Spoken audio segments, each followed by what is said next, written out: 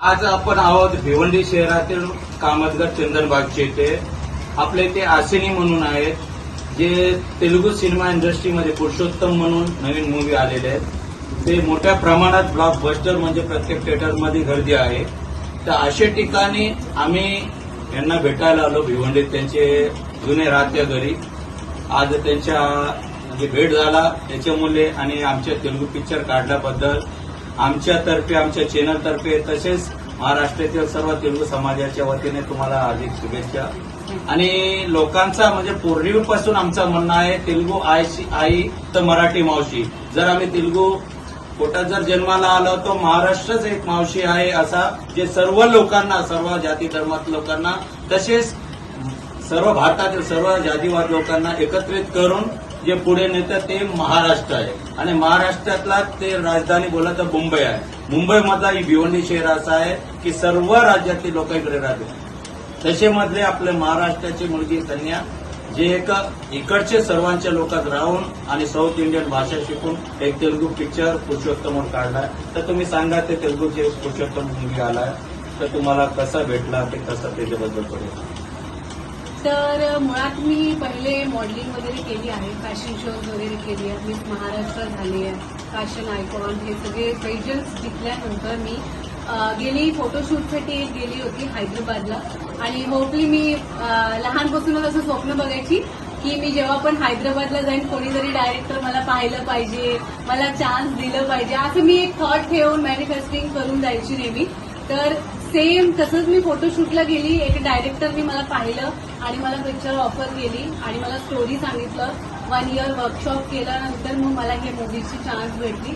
So कसंही ते shoot झालं, प्रोसेस झालं आम्ही आणि तुमच्या समोर पण आता पुरुषोत्तम म्हणून मूवी 26 जुलैला रिलीज पण झाली आहे. तर असं होतं माझी जर्नी. तर मग तुम्हाला कसं वाटतं म्हणजे एक महाराष्ट्रामध्ये तेलंगणामध्ये डिफरन्स काय वाटला जे? सो महाराष्ट्रीयन म्हणजे काय, मराठी मुलगी आहे पण साऊथमध्ये पण कल्चर खूप छान आहे. तिथलं कल्चर आम्हाला आवडतं कारण की आमचे नेबर्स वगैरे मोस्टली लहानपासून आमचे साऊथ इंडियन्सच होते. त्यांचे कल्चरमध्ये आम्ही डुबून जातो. आमचे फेस्टिवल ते साजरे करतात, त्यांचे फेस्टिवल आम्ही साजरे करतो. सो इथे काही भेदभाव नाहीये कोण साऊथ इंडियन कोण मराठी. सो आम्ही मिळून मिसळून राहिलोय. सो तिथे मला इझी झालं म्हणजे हैदराबादमध्ये मला इझी झालं त्या कल्चरला कारण की इथून ऑलरेडी मला हे सगळं कळतच होतं. सो तिकडे थोडं इझी झालं. पण तिथले लोक पण खूप छान होते म्हणजे खूप पोलाइटली वेलकम करतात मला. अच्छा, तुम्ही या तेलुगू पिक्चर काढण्याच्या अगोदर कुठल्या सिरियलमध्ये वगैरे टीव्ही शो मध्ये वगैरे असं केलेलं आहे? नाही, मी इतर याच्यामध्ये नाही, मी मॉडेलिंग केली. मी स्वप्नच तेलुगू पिक्चरचे बघत होती तर मी डायरेक्टली तेलुगू पिक्चरमध्ये गेली. मला छोटं काहीच करायचं नव्हतं. लहानपासून माझ्या घरचे बोलतात की तू खूप जिद्दी आहे जिद्दी आहे जिद्दी आहे. मी ते खरंच करून दाखवलं की मला छोटं काहीच नव्हतं करायचं. मला डायरेक्टली पिक्चर करायचं होतं. खूप लोकांनी म्हणजे मागं खेचलं, डॉमिनेट केलं बऱ्याच लोकांनी. पण जेव्हा कळालं की मी काहीतरी करू शकते तर मला खूप लोकांनी सपोर्ट केलं. आणि त्याचा जर हा तर मोठा पार्टिसिपेशन आहे याचं माझ्या लाईफमध्ये कारण माझा भाऊ आहे, मानलेला भाऊ आहे. पण त्यांनी मला खूप म्हणजे खूप मदत केली की तू जा, एन्करेज केलं.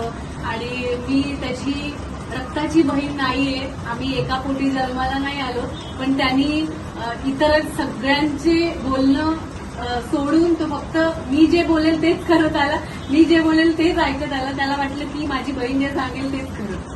अच्छा, फिल्म इंडस्ट्री बोलला तरी ना लोक अनेक वर्षांपासून मॉडेलिंगच नाहीये अनेक प्रकारचे फील्डमध्ये जाऊन पुढे काही ना काही करण्याचा प्रयत्न करतात परंतु त्यांना संधी भेटत नाही.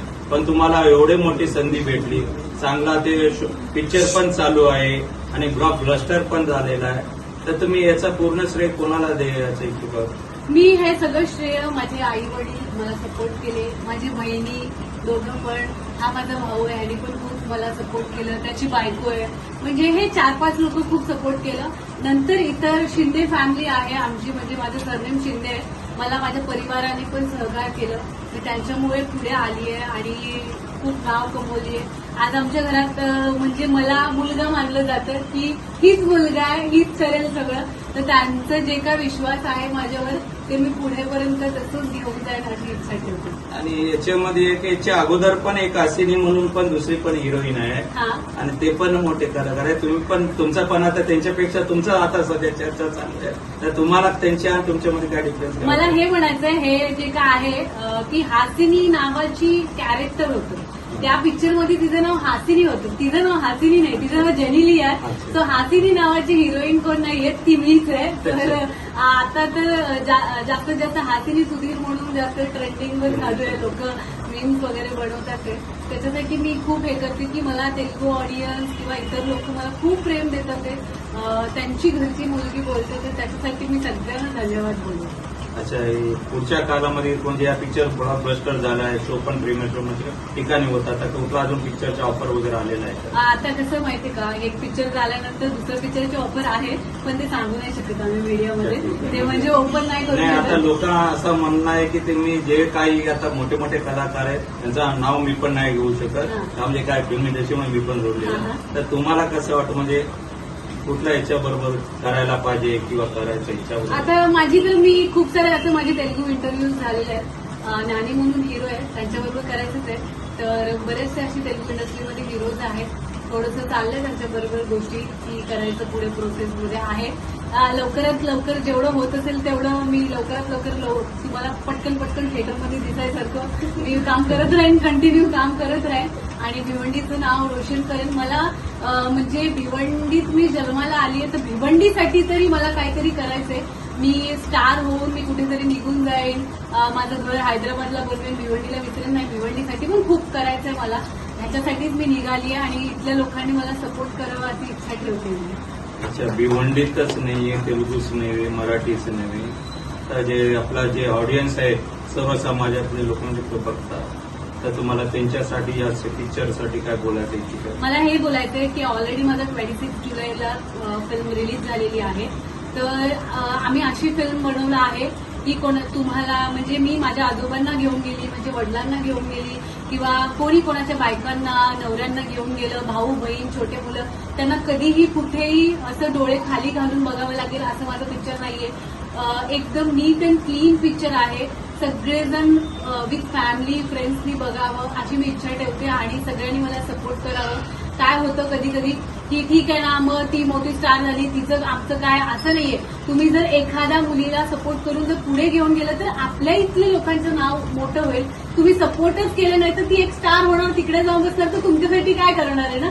तुम्ही सगळ्यांनी मिळून सपोर्ट केलं तर ती तुमच्यासाठी सगळ्यांसाठी करेल. म्हणजे हे पैसे जे काय मला मिळतात हे तुमच्यामुळे मिळतात. सो मी कुठेतरी प्रयत्न करेन की मला थोडे ठेवेल आणि तुमच्यासाठी खर्च करेन. चला, ओके, थँक्यू, धन्यवाद. आपण जे एवढे मोठे कलाकार होऊन सुद्धा तेलंगणाच नाही परत महाराष्ट्रामध्ये येऊन एवढ्या बिझी शेड्यूलमध्ये आपले जे जन्माला आलेले ठिकाणी जे स्थानिक लोकांना, रहिवासी लोकांना नाव विसरता आल्याबद्दल आमच्यातर्फे त्यांच्यातर्फे धन्यवाद. आणि पुढच्या असेच फिल्म आपला तेलुगूच नव्हे, हिंदीच नव्हे, तर प्रत्येक भाषाच्या फॅमिली एंटरटेनमेंटचा जो पिक्चर असेल तुम्हाला यावा म्हणून पुढच्या वाटचालीसाठी सुरू. थँक्यू.